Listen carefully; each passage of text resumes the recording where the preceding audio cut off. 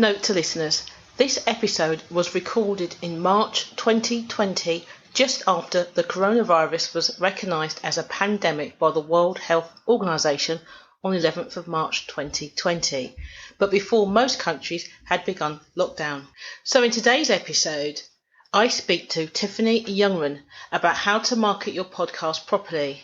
We also discuss Tiffany's Maverick nature and how you can use a 5-stage lead generation system to get more clients. Listen to the rest of the conversation. Before we begin our conversation, here is a quick shout out to the pathologically curious. Check out the Maverick Paradox magazine. It's a digital magazine written by Mavericks for business owners and professionals. You can find the magazine at themaverickparadox.com.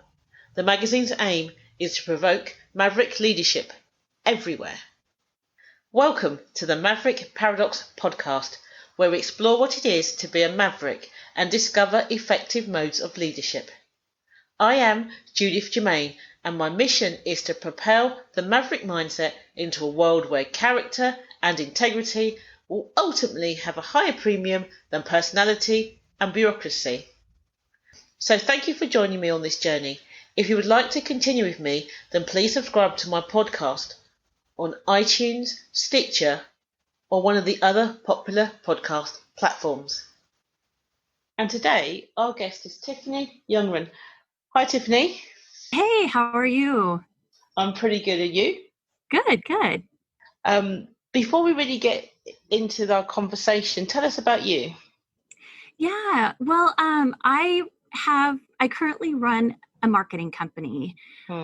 We've got quite a history in real estate. My husband, Dwayne, and I, we took over our family real estate office and ran it for about 15 years, starting in the mid-90s. And I would consider us renegades back then as well as now. I mean, we took some pretty bold moves even as 20-somethings. And we had three little kids at the time, trying to break off the coattail of our boomer parents. So we did, crazy things, really maverick things. So I love the theme of what we're talking about today.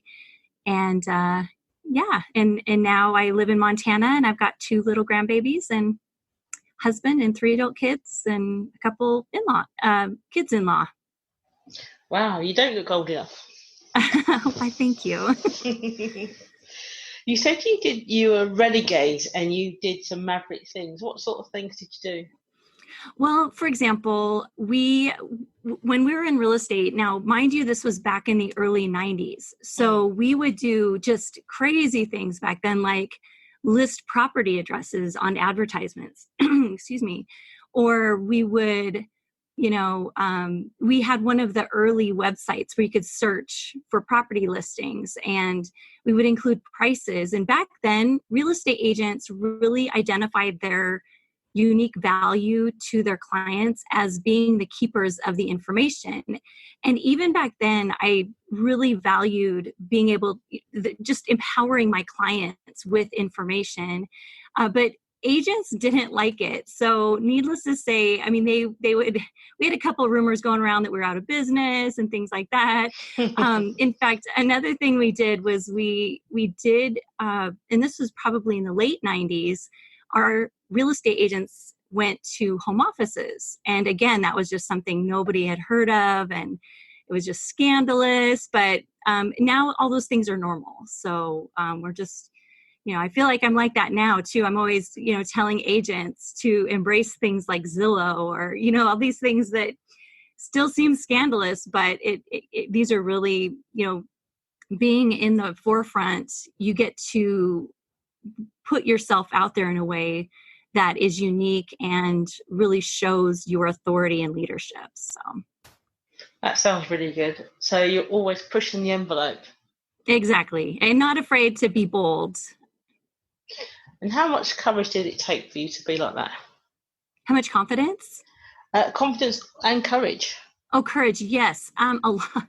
I mean, you just don't know it sometimes. I think that some of us are just built that way, that the right thing is always the right thing. And to me, empowering people is the right thing. But it really did take courage, because it's easy to say that you want to do something that you believe is the right thing to do.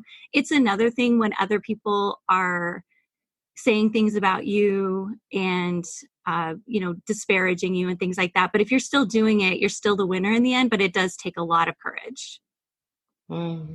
Okay. So I guess podcasts these days are no longer the cutting edge. So, because everybody's doing a podcast. So how do you become more maverick with your podcast? This is so exciting because you are exactly right. Podcasts, like everybody's doing a podcast now. It's standard. Just like when you look in an advertisement, you expect to see a property address for real estate and a price. I mean, that's totally normal. However, the way that we're using podcasts is really revolutionary, I believe. And that is that we, a lot of times when people are considering doing a podcast, because like many other digital marketing tools, a lot of people are saying, you really should do this. You should really do this. And everybody who's anybody is doing podcasting. And it's a really great way to build your audience and to monetize. But the fact of the matter is it takes probably 2 years at least to really build your audience. And also monetizing, it's a catch-22 because you need to monetize to build your audience. But so it's like monetization, you also typically have to wait for, or you climb your way up. So a lot of people are a little bit discouraged about doing podcasting because it does take some effort, at varying levels, as you are very well aware. And so when someone's considering doing a podcast, what is really amazing about the way that what I'm talking about, and I call it disruptive recruiting through podcasts. And basically we get the ROI on the front end. So, and I always say, like, in order to do disruptive podcasting with recruiting, we have to assume 4 things. So anybody who even wants to listen to how to do this or try to venture out, there are really 4 things that have to be true. Number 1 is that if you're an employer or you have, it's great for real estate, it's great for any business, any industry that's trying to get top talent or a lot of talent. But the number 1 thing is your offer to your recruits need to stand out. You need to be wildly confident that the only thing that stands between you and converting those candidates into hires is a face-to-face meeting. So with disruptive recruiting with podcasts, that's the goal, is that you get a face-to-face meeting with these top recruits. And then at that point, you need to be confident that you're going to convert it. The second thing is that your vision really needs to be clear, and culture being really central to the brand. As we all know, there's, millennials they're going to be 75% of the workforce by 2025. And I read in Talent Economy that 64% of millennials won't even take a job if the employer doesn't align with their values. The third thing is that the equipment. I mean, it's been simplified to set up a podcast. So pretty much you could, grab a download guide on what you need to set up a podcast and then kind of go from there. But fact of the matter is you need to have, a microphone and the things to podcast it. And then the number 4 is that you have to understand that this is really not normal. So whenever I've even presented this to Digital Marketer, which is really one of the top marketing trainings, I believe, in the world. And when even presenting to these top marketers and these trainers, it was a certified partner day. So these are like the people who train the trainers. And even for them, it was disruptive. They were like, what? What are you talking about? So just understand that this, most people don't listen to it for the first time and go, oh, that makes total sense. They're like, what are you talking about? And then they say, ooh, that sounds really interesting. So what we do is we use our prospecting system to build our leads list, just as we would if we were looking for clients. So we go, okay, who do we want to attract? And we put them into our leads list. And then we have a 5-stage prospecting system that we just reach out to them and invite them to be on our podcast. From there, once they're on the podcast, what's cool is, you're interviewing these people, you're asking them all these questions, and then you are getting to know them. So there's been a process that you're prospecting them and you're getting to know them. Do they answer back? What are their replies like? There's an application to be on the podcast. What do they say on that application? And then by the time they're on the podcast, you've constructed questions based on a topic, which we'll talk about in a minute, but based on a topic that makes sense. And then you get to hear their take on it. So it's just such a valuable way to really get to know in a unique way the people that you're interviewing. And then from there, I always say, like, the podcast takes an hour. The first half hour I'll ask you questions. It's really everything you would expect to be interviewed on a podcast. And then the second half is what I call selfish time. Like, I get to ask you more questions. And that's the moment that the recruiter has the opportunity to decide what they want to do. Do they want to, pursue this candidate and ask for the appointment to sit down and present the opportunity? Or is this somebody that they don't feel is a good fit? So, and as you know, from podcasting, once you record the podcast, you haven't gotten the ROI yet. Like that, you are still like, oh, I still have stuff to do. Like, I need to promote it and I need to provide value for my advertisers and, all these different things. But the beauty in recruiting for podcasting, and this also works, like I mentioned before, this also works really, really well when you need to attract high ticket clients as well. But the beauty is during that selfish time, that 30 minutes right after the interview, that's where you collect your ROI, because everything is based on, that's the investment that you are making in attracting that top talent. So if you know what one really talented, good prospect recruit, what the value is of that person to your business, then you know exactly what you've already earned on that podcast before you've even had a chance to build your audience or monetize it. Does that make sense? Yeah, it does. But I'm just slightly bit confused, but that might just be me. So when you say it's a really good way to recruit, are you talking like a large employer using the podcast to recruit employees? Is that what you mean? Or yes. Right. Well, exactly. And it doesn't necessarily have to be a large employer. There are some industries where they really need the right person. There's a lot of businesses that they're always looking for a good salesperson, or they're looking for, a lot of digital companies, especially, now, where as we're entering, as we transition back into the new normal, it's, who do we have that knows technology? I mean, whatever industry you're in, I know there's a lot of industries where they are always looking for good employees. There's never a time where they hire and then they stop. And that could be a small to mid-sized business as well. It's just a matter of scaling and where they're at with it. But it is about finding employees.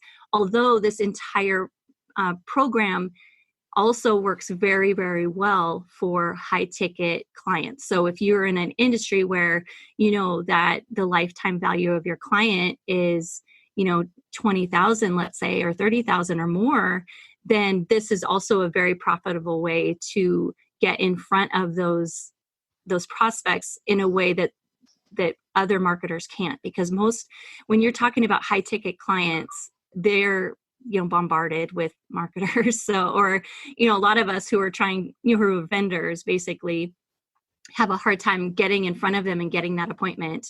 And whether you're recruiting for employees or whether you're recruiting these high ticket clients, this is a way to get in front of them and honestly, it's more than just getting in front of them. You're building this relationship where you're the hero. So if you imagine, when you go on someone else's podcast and, like I do podcasts and I interview real estate agents, and I'm like, sitting there talking about how, like asking them all these questions about what they know, and, they're feeling pretty good. I mean, you get a time where you're getting to build them up and they get to be the pro. And so I equate it to that, that quote about, if I can see farther, it's because I've stood on the shoulders of giants. And it's like, as employers, we get to be that giant to our employees. But in this situation, we get to be the giant before we've even hired them. And so if we have these good recruits and, when hiring gets tighter, it's it's an amazing opportunity to set yourself apart against the competition. Okay, that makes sense. But what do you tell these individuals? Because it could sound like you're kind of doing a stealth interview with them. What was that? A stealth interview without letting them know that's what you're doing. Okay, that is such a good question. So, first of all, I'm all about transparency. Right. So just as I do with my real estate interviews, they know that it has to be a win-win. They will not agree to do an interview unless they know what's in it for me, because I'm not just gonna, spend all day, reaching out to people and, hey, can I put you on my shoulders? Because that's really cool, But they know, they're like, well, and if I'm upfront and I say, hey, this is what's in it for me, I want some time to get in front of you, but you're going to get so much value out of this that you're going to be happy to do it. And that's what happens. So, one of the things that I get asked a lot is why would somebody want to be, what's in it for the employee, for example. Mm-hmm. And it is, basically, if you think about it, as an employee, you're out there trying to build your authority. And when we do a podcast, and I'm sure you do something similar, but we write a blog post, we have social media. And so that person's just getting blasted out on social media about how great they are and what an authority on the topic they are.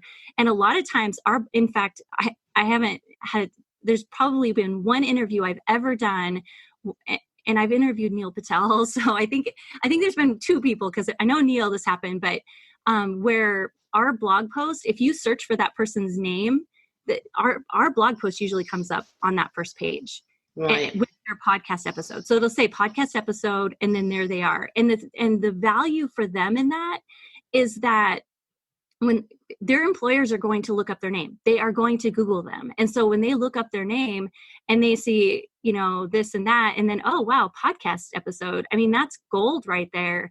And then also they're looking at the employer as this, Maverick, who is going, it's pretty cutting edge, especially right now. So, so just even in the sense that they'll have a sense of authority with the person they're meeting with, to be inclined to have that interview.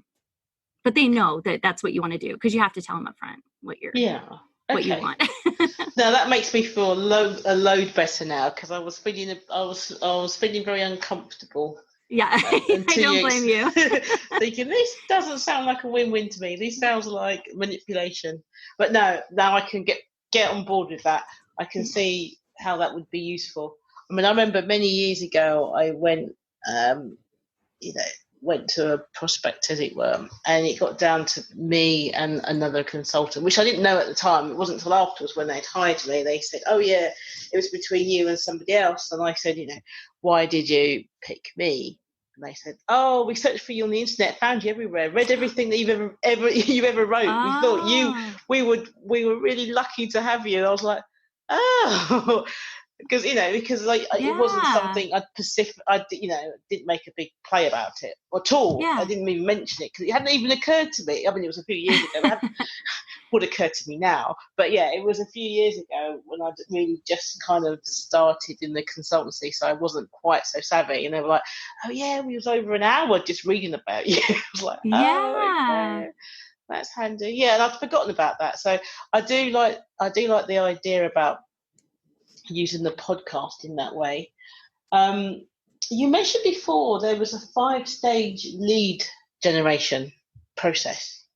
Yes. What is it? So let's see. We basically, it's just like any other prospecting system. If you're in sales, is that, we have the cold leads, like people we haven't even contacted yet.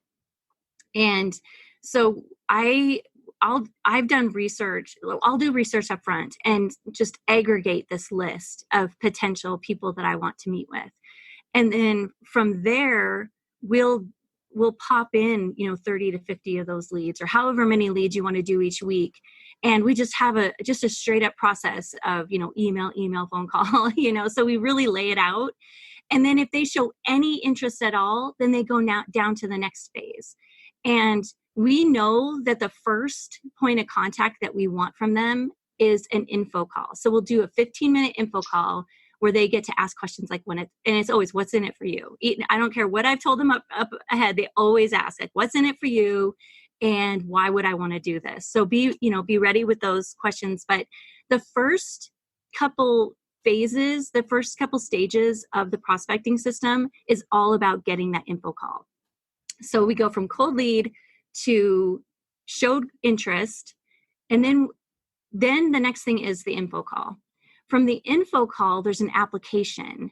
And then once they fill out the application, they schedule the appointment. So each of those have phases. And at every phase, we assume they're not going to contact, like when we're building it out, we assume they're not going to contact us right away. And so there's all this follow-up. So like, phase 3 had the info call, trying to get the application. And so it's like email, text, so we just have a process of how we're going to reach out to them to get what we need from them. And mind you, I deal with real estate agents. So I don't know if it's true for all industries, but I know for sure that, they're so busy and distracted. And so we've built it out pretty robustly to do amazing follow-up at each phase. Then once, the application comes in, then it's like, hey, you haven't set up your appointment. Let's set up the appointment. You did all the hard stuff. Why not?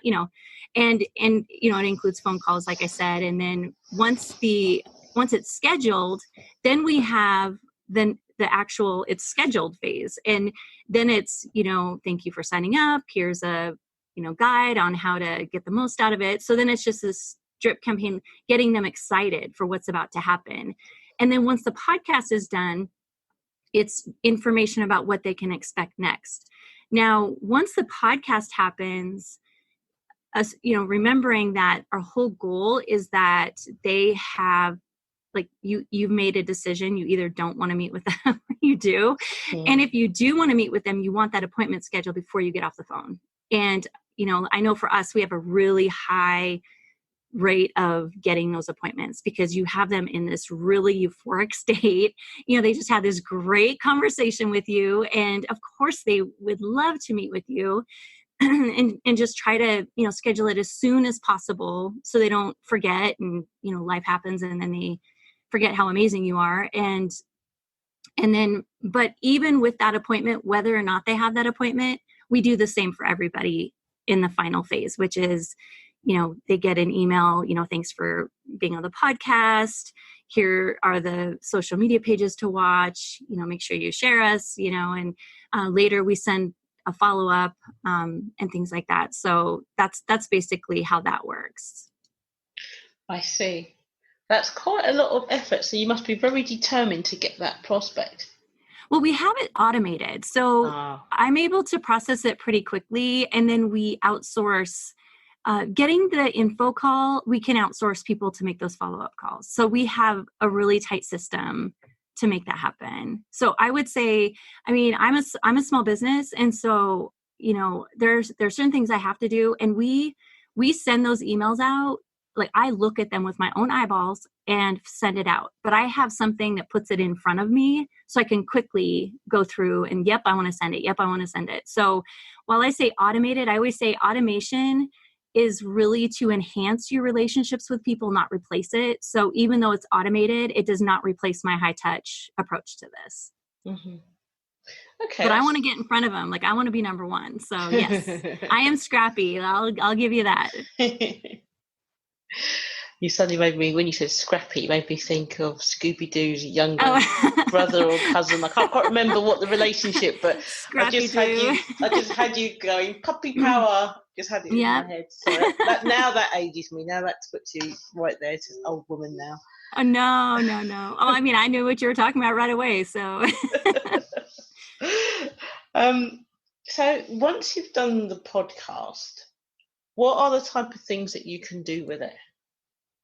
So after the podcast, we do what I recommend everybody does when they run a podcast is we repurpose everything. So we create a video that we put on YouTube, and then we optimize the YouTube video to drive traffic back to the blog posts, which we write based on show notes from the episode. And then we blast everything out on social media. So we do anywhere between 6 and 9 posts on Instagram. Then we do a few on LinkedIn and Twitter and Google My Business, and Facebook, of course. The really popular episodes will actually boost a little bit to try to push a little more traffic to it.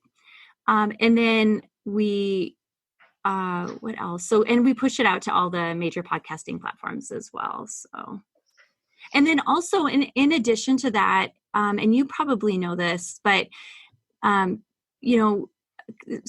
one of the things that I have heard, and anyone who's had a really big podcast has said this, is one of the fastest way to accelerate your podcast is by being a guest on other people's podcasts. So, I mean, not to give away, obviously I'm on your podcast, but I'm so happy to be anyway. But truly, first of all, you want to add value as you do it, but it's just a really, really great way to do that. And then also be a member on the groups. I think we met through one of those groups, but I love Tribe of Titans and Spot a Guest. They're both really dynamic, really active, and the people are really generous. They're free. I think there are paid versions, but you can get a lot of value out of the free, especially when you're starting out. And then as you start to dominate, then you can up those things and really expand your authority in those communities. Now that sounds like that makes a lot of sense. I know you've spoken before about Alexa flash briefings. What are those? Oh yeah, Alexa flash briefings. Those are, this was when, do you listen to Gary Vee? Not very often. Okay, yeah, I used to listen to him all the time, and then now I don't as much. But there was a time where he was like, you couldn't even look at Facebook without Gary Vee in your face talking to you about voice. Like it was just everywhere. And so I got pretty well versed in voice. And when you go on Alexa, you can add skills that they call them, and you have to. And I could be wrong on this, but I know when we were really heavy into flash briefings, we would go and you have to do it on the computer, and you go and you add a skill, and you can add recordings to that skill so that every day it drips out as a new skill. Now, when you go to Alexa and you're looking at the skills, you'll see that these flash briefings, there are a lot of them. And so you can collect these flash briefings, whether it's the news or a recipe of the day or a quote of the day or a joke of the day, but you can collect them and add them to your list of flash briefings so that I don't think I have Alexa on or she'll start talking, but like, then when you say, that person's name, Alexa, play my flash briefing, you can do that each day. And then it's all those places that you subscribe to are dropping new content to drip out every day. And so for that day, whatever their flash briefing is, plays out for you. So for example, we used to do flash briefings for our podcasts, and we pull out a little nugget and then drop them out each day. So if someone said, hey, Alexa, play my flash briefing, whatever that was for, it'll say, breakaway agent, and it'll say what the flash briefing is for the day. And then it would tell me my recipe of the day and whatever flash briefings I had set up. So it's pretty cool. I still like it. It's just, we haven't really used it as much, but I do think it's a good one thing that's changed and why we haven't put as much effort into it. Not to say that we won't down the road, but for right now is most podcasts are already on Alexa. So when you start publishing your podcast, it takes a little bit for it to move over there, make sure. I know that there are some that do and some that don't. I think that TuneIn, and iHeartRadio, I think they drop theirs pretty quickly into Alexa. And again, this changes all the time. So this could be different. I could tell you now, and it could be different in a week. But for the most part, once your podcast is up and you just give it, a week or so, if you said, hey, play this podcast, like if your listeners, you said, hey, start telling Alexa to play my podcast. And if you have that on, streaming out into the podcast, usually the latest podcast episode will play when they ask Alexa to play it.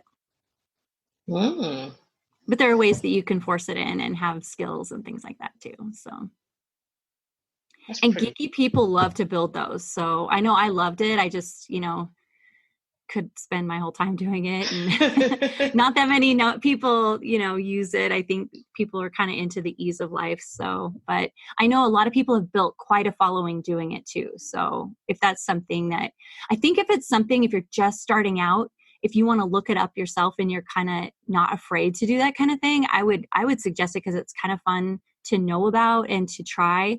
You just have to do it consistently. So you have to kind of commit that you're going to do it for a span of time. Yeah, and I think that's the thing that people don't get with podcasts is that I think you said up front it's going to take about 2 years. Yeah, you know what? I was in a room full of people who are very familiar with podcast marketing, and I said that, and they laughed, and they said at least. So just to give you an idea, it does. It just takes time. Just like I think blog posts are easier to get organic traffic to than podcasts. But if you're using things like YouTube, which is the second most popular website on the internet and the second biggest search engine, if you're using that and you're using a blog post and you're optimizing them both, and then you're driving traffic from social media, you're just going to have, just do that over and over and over again, and you will see it. The other thing is if you're one of the beauties is of when you're trying to recruit, when you're looking at clients, like let's say you're trying to recruit high ticket clients, they are usually people that other people respect. And so if you can get them to say, hey, I was on this podcast, and then share it with their friends, it grows so quickly. So that's one thing that is very valuable when it comes to getting your podcast out there, is getting your guests, getting guests on who are influential. The other thing is when you have a podcast that has to do with recruiting, even if it's employees, you can bring in people who you're not trying to recruit to fill in. So you could have where you interview 3 employees in a row, and then for the 4th, you interview some leader in your industry that is a rock star to everybody that you're interviewing. So if all the employees are like, oh my gosh, you had that person on, it's going to get their attention. And then that person that you're interviewing, if they have a lot of followers, that would be the person I'd be like, hey, can you please, share your episode with everybody? And that's one of the reasons that we share a guide. Like we have a guide that we send to them where they can download it and they have ideas of how to promote it. Okay, that's a really good idea, because sometimes people don't know, and then by providing them with you could possibly do X, Y, and Z, they might do at least one of those things. Exactly. And a lot of times they have an assistant. So if I'll usually include that in the email. Like if this is something that you're too busy to do, could you please forward it to your assistant? And that's been really effective because they do. Or if you know that assistant's email, I would make sure that they are CC'd as well. Right. And you were saying before that you do something like 8 to 9 sort of Instagram, Pinterest, that kind of thing. Posts. Is that per episode that you do, or just the special ones? We do between 6 and 9 for everybody. Wow, that's quite a lot. Yeah, and we just push them out 1 week. So we'll just create all the artwork in one sitting, and then just schedule it out. Yeah, okay. And prep it with the text. Well, we create all the content at once, and then whether we organize it on a tool like Trello or something, or if we have a scheduler. I mean, schedulers these days, I'm a little more nervous to use because they're rumored to hurt the algorithm. We're always trying not to hurt the algorithm. So with that podcast episode, usually we handle it with a little more kick glove than we do with so the one that you really, really, really want to get out, you'll do all that manually. I mean, we'll do every episode, but our podcast in general, we handle with kid gloves, just because we want it's such an opportunity to get influencer traffic. So we want to make sure that our posts are being seen so that it is optimized. The opportunity is optimized. If that makes sense. Yes, it does.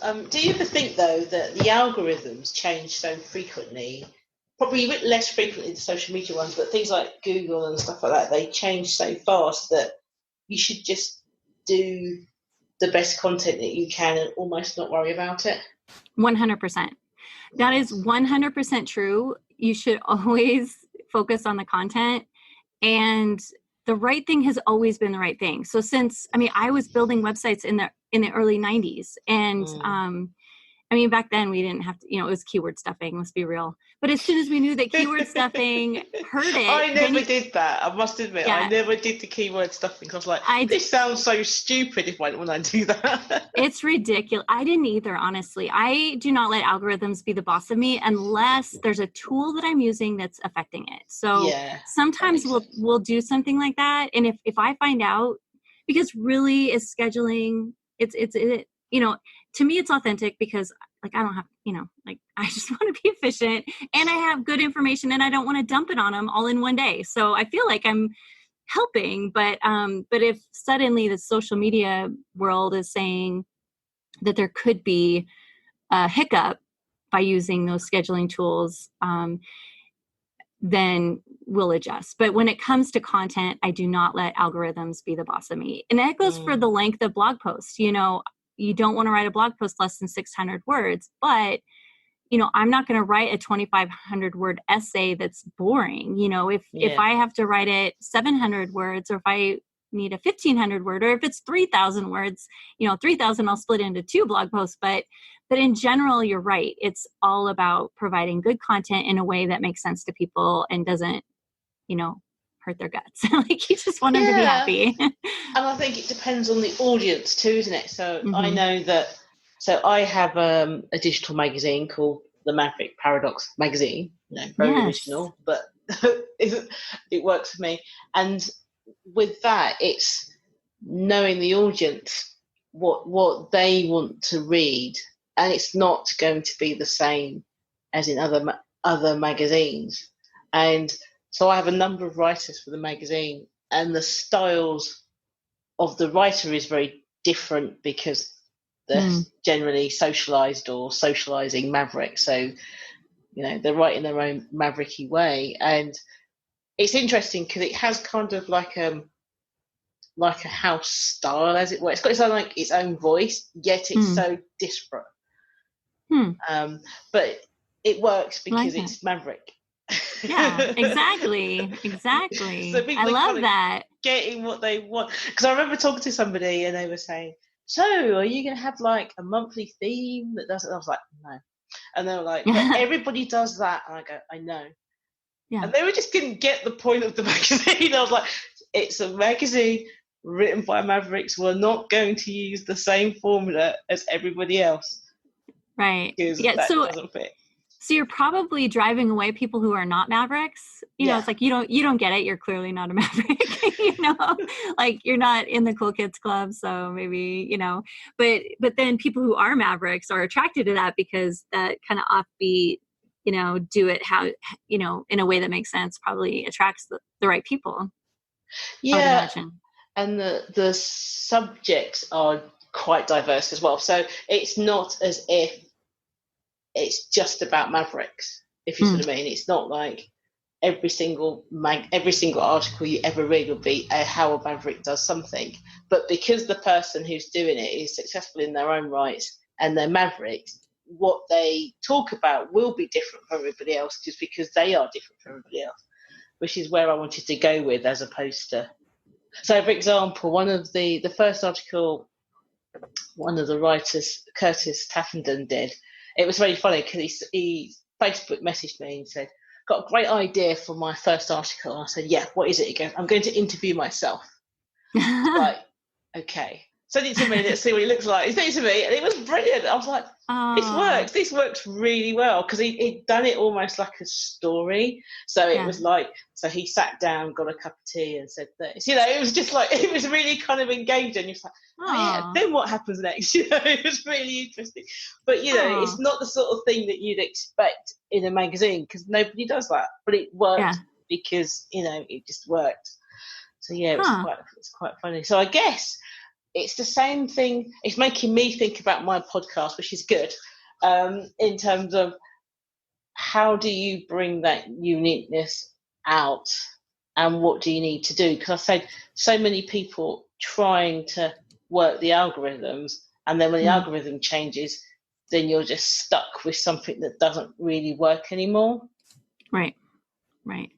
Well, honestly, I think what you're speaking to is one of the questions that I get a lot is, especially with this type of approach to podcasting, is like, what do you podcast about? Like, are you really, and the bottom line is, number one, stand brand. Obviously, you want to build the format deliberately with your listener in mind, just like you just said. I know, but in any industry, it could be completely different, right? So, but again, it's who is your audience? So even though the podcast is built to get in front of these people, it still needs to be a good podcast. So you need to sit down and, not do search terms, just who are your people? Like, sit down and do a pain and dream evaluation of them. What are their pain points? The people you want to hear, and those are your clients. Like, regardless if you're using this for staffing or getting clients, regardless, your show is a reflection of your business. And in the end, you are the authority, not the people you're interviewing. And so when you're looking at it through that lens, you need to remember that, what is it that your audience, if you're building an audience, you want it to be of potential clients. And so what is their pain? What is their dream? And how can you connect them from one to the other through conversation? Or it could just be a matter of being really passionate about something. Like, let's say somebody's like, I had one person who was, we were doing a consultation on podcast topic, and he was like, yeah, I went to law school, and a lot of people who became attorneys later wanted to start their own business. And I would love to start a podcast where it's just attorneys and they're talking about, what they want to do and how do we start a business. And I could consult them on that right there on the air, and how interesting that would be for the listeners. And the person I was consulting was a real estate agent. So he wants to meet other attorneys to either bring them on his team or to have his clients. But regardless, he's going to be building an audience of potential buyers and sellers. And, so like another example, if you had, I don't know, what's another one? Like, even if you had a construction company, let's say, and you're like, I would not recruit, I would recruit, clients through it. I would recruit employees because that's just would not be a good idea. But even for that, it's like, what if they just wanted to have a podcast about the community? That's always a great go-to. If there isn't already a really well done podcast about your community, that would be a really good thing, because then you're building this whole base of people who love the community. What better way for them to show their love is to build a house right there in the community, And so just, again, just going with something that you actually want to talk about. That's another thing. If you don't like to talk about what you're going to do your podcast about, it is not sustainable. You will. I like what I talk about, and I have to take a break. Like, I do 25 to 30 episodes, and then I'm like, I'm done. Like, I don't want to talk to anybody about real estate for like 3 months, please. Because you just, after a while it gets stale, and you don't want it to get stale. You want to be excited about it, because that translates really well, not only to the person you're interviewing to make better content, but it also translates to your audience and whether or not they want to keep listening. Yeah, I think that's a really good point. I say that when I'm mentoring business owners about their business, and then they sort of say, I want to start a business that's X, Y, Z, and it's like, you have to choose something that you love, because you will be doing it for a long, long time, and you're going to have a period of time where there is just no money coming in because you've just started up, or you're changing your proposition or whatever it is. So if you don't love it, you're not going to be able to survive, because you need to be able to do, whether you're writing loads of blog posts or, speaking or whatever. If you don't love it, it's so obvious, isn't it?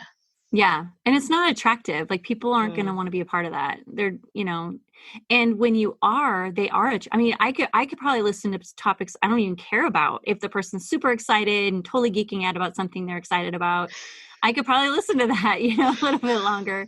You know, So then, the reason so, I'm laughing, the reason I'm laughing is because there's this. I don't even think I don't think it's on the air anymore. But there's this, fishing. Right, it's not something I'm passionate about. I don't care about it or anything. But there used to be a program called The Passion for Angling or something like that, and it used mm, to be two guys with the most beautiful scene. Wherever they went, it was that kind of almost cinema mm, type scenery with their dog, and they would just talk and you'd watch it, like I don't, I would never imagine even fishing, but you'd sit mhm, and watch it because you were just enthralled with the whole thing they were talking about. And it mhm. was a passion, and it was just like, yeah, and I remember thinking, yeah, fishing could be really interesting. I'm thinking, what was I thinking? Why would it be What just interesting happened? at all? But it was just so Oh, beautiful, the whole thing. The yeah. scenery, the voice, them talking about the bait. I mean, seriously, even Yeah. now I'm talking about it thinking, I You're, sound oh, really sure. weird because I don't even like the idea of fishing. Well, it really speaks to this. And this is one of the things that I always take for granted because I always do interview podcasts. And Mm. I think it's just my crutch, number one. But number two, it's more interesting to listen to do voices. So, I really prefer interview based podcasts. I like listening to them more because if one person's not really resonating to me, then the other one will. But when you're the one doing the interview, you're awesome at this. So I'm not speaking to you, but like if someone's considering doing a podcast, the energy is you. Like you are responsible for the energy. And if you feel like the energy is not good, you have to be sensitive to that because your listener is going to get it. Like they're going to be like, oh, Yeah. this person hates that because you are going to interview people you don't like. And I promise that. I mean, I always hesitate. I don't really want to go into stories, but like I've got stories. Let me just tell you, there's one guy, he literally, oh, I don't know if I should say, I'm going to say it. So he was, when we do our interviews over Zoom like you do, but we do Yeah. video. So right before, I always encourage everybody test, when I send my prep email out, I'm like, hey, test your Zoom, make sure that the sound works. And they do. And it's always recorded because it's the same link and it automatically records. And this guy's like taking his shirt off and walking around. And Whoa. I'm like, and he was such a turkey too. So he wasn't very nice. And the whole thing was such a bad experience. And he wasn't very nice to my assistant, which is like the kiss of death for me. Like you treat my people good or it's out, you're out. You can treat me whatever, but like if you treat my people bad, it's over. And by the end, I'm like it was all I could do to have that whole interview with him. I just was like, but I knew in my head, all I could think was the energy is me. Like it's all my responsibility. If the energy is bad, it's my fault is all I could think. And I so bet you were sitting there thinking, I can just use the audio. oh my gosh. Well, he put his shirt back on. Like he only had his shirt off for the test. So it Oh, I wasn't like see. I see. when I showed up, he had his shirt on. But Oh, okay. no, it was just I looked later because I have to look and see which ones are the full recording, which ones are the partial. And I was just like, what am I looking at right now?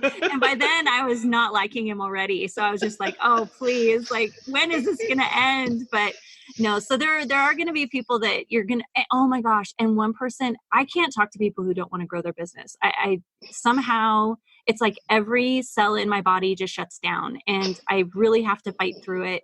But there was one person that I get on there and I'm asking him, I'm like, hey, developing the rapport and then asking these questions. And it's like, well, how much do you want to grow? And they're like, I don't really want to grow. And I immediately was like, So, you just have to be ready for those moments where they hit your Achilles heel really hard, really fast. And Yeah. it's all up to you. But if you look at it like a challenge, it's like playing a complicated game, like a board game or, I guess today video games, but you know how the easy ones are easy and they're not as much fun. And the hard ones, it takes a while to learn and practice and screw up.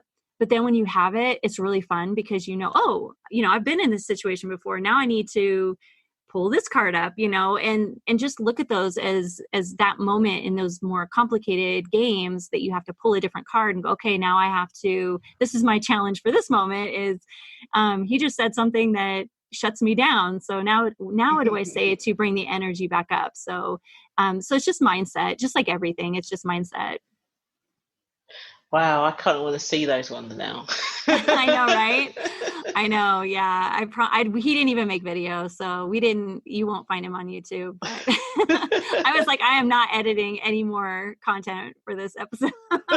He just wasn't very nice. One time I was doing the info call and the guy told me that he didn't like millennials. And that is another kiss of death for me. Like, you can't just actually say you don't like a people group. And so he said that, and I was so large. I mean, I know. And I love them. Like, I'm a fan. And so I'm like, so he said that, and he was just complaining about how terrible the market was. And I was like, I just don't think you're a good fit for us, But when you're recruiting, what a beautiful magic moment to be able to see that come out early on versus, you think about what an interview usually is like. You sit, you ask these questions, people are trained. But when you have this, it's so dynamic because you're starting out with emails and texts and phone calls and then an application not related to the job. They know that you're hiring and that you're interested in them. But this isn't like, do they get the job or not? But, you just get to ask all these different questions and they're going to be caught off guard. So they're going to have to be real. Like, you're going to get the real them. And I just think those moments are amazing because, like, that person that said they didn't like millennials, I'm like, well, you're definitely not working with us, so we probably don't need to do an interview, because I work with millennials because I'm in digital marketing. So, it's just really a good opportunity to get to know people in a different way. Yes. It reminds me of, when I was in HR doing recruitment, and you'd get this guy or woman that you thought was like, yep, this person's a shoo-in, you've done an hour interview or something and you like everything that they've said. And then right at the end you say, and why should I give the job to you? And then the response is, I don't know really. And you're like, seriously? So close. That's exactly. It's just like, there's no recovery, is it? You just look at them and you're like, seriously? Could you undo? Is there an undo button right now for you? And the only way you would continue in a way is if it was a young person, because I used to really enjoy, the young people because they had never interviewed before or had only just started, so they were 100% truthful. And and they would be like, well, I don't really know because blah blah blah blah. Yeah. They just kept talking away, and you'd just be like, oh. Yeah, like at that point, you'd rather have a bad answer than no answer. Like, you're like, oh, okay, well, that's a terrible answer, but at least you had one. Yeah, but then you go because they're so innocent with it, that you spend longer helping them with the response. So you'd say, what would it be? And you mentioned earlier that you love this. Is it something to do with that? Yeah. And so you'd give them like second and third chances to shine because they're not jaded or cynical or over practiced. It's just an innocence of it. But when you're talking to somebody who, I don't know, he's been around a long time and should know better. Yeah, definitely. It's like, you're not trying very hard right now. No, because they've done like a stellar interview and it's like, I don't know, I'm not much different from anybody else really, And you're just like, but you spent an hour convincing me otherwise, and I believed you. Yeah. Well, and I think too, one thing that I really like about the system is it's a lot more active and a lot less passive. Like, you think about the process of posting jobs and hoping that the right people apply and sometimes reaching out if somebody looks good. But this is a really deliberate, warehousing really of contacts that would potentially, maybe yes, maybe no, be a good potential person that you're just going to put through the process to see if they come out the other side, so it's a lot more active versus being more passive. Interesting. That's good. So I think that's a good place to stop. But before we do that, do you have one tip for the audience that you would like to share? I would say that first of all, we just talked about a lot of stuff. And I would say that, if you want to do something that's disruptive and you have an idea that comes to you and you feel really strongly about it, just try it. It's not, if it doesn't, quote unquote, work out, it's still like the amount that you learn from it. For example, the Amazon skills, I don't care if I never do it again, but I learned so much from doing it. And I learned a lot about audience. I learned, so just do it. And every step, just learn from it and be very, very clear about what outcome you want. So that's probably more than one tip, but that's what I got. It was good though. Good. Thanks for that, Tiffany. Would you come back again and talk about something else? I would be happy to. Thank you. I really appreciate getting invited out, and I'm looking forward to hearing more about it. Brilliant. Thank you. Alrighty. Thank you so much. Thank you once again for tuning into the Maverick Paradox podcast. I hope you have enjoyed listening to my conversation with Tiffany as much as I enjoyed having it. If you are pathologically curious and would love to find out more about the Maverick Paradox, then please subscribe to this podcast on one of the popular podcast platforms. Alternatively, you could explore our resources on Mavericks at maverickparadox.com or read the Maverick Paradox magazine. We publish frequently each week. If you subscribe, you will get our monthly newsletter. And let's not forget my book, The Maverick Paradox, The Secret Power Behind Successful Leaders.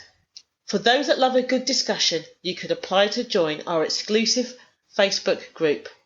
And finally, if you would like to work with us or just interested in finding out more about the Maverick at work, check out our website maverickparadox.co.uk.